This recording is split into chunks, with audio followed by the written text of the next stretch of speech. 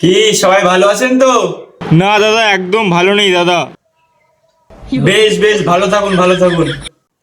এখন যদি আপনাদের রান্নাঘরে ঢুকে কেউ বাসন মাজতে শুরু করে, তাহলে কিন্তু একদম ভয় পাবেন না। হতে পারে উনি আমাদের বিধানসভায় ভোটে দাঁড়িয়েছেন। আপনাদের যাবতীয় যা সমস্যা হবে বলবেন, আমরা কি করে দিয়ে আসবো। আপনাদের চাপ নেওয়ার দরকার নেই। আমাদের বাড়ি বাথরুমটা একটু পরিষ্কার করে দিয়ে আসবেন। একে একটু সাইড করতো। আপনার দাদা আমাকে কিচ্ছু কিনে দেয় না। না না না, ওরকম করলে হবে না কিন্তু দাদা। আপনার এই সুন্দর বউটাকে আপনি কেনাকাটা করতে নিয়ে যান না, এগুলো কিন্তু উচিত না। জানেন, কিছু কিনে দিতে বললেই বলে টাকা নেই। কার ভালো লাগে বলুন তো? এই বৌদি চলো তো, আমি তোমার কেনাকাটা করে দিচ্ছি, চলো। দাদা, আপনার বউর আজকের থেকে আমার হয়ে গেল, ঠিক আছে? আমি রেখে দেবো আপনার বউকে।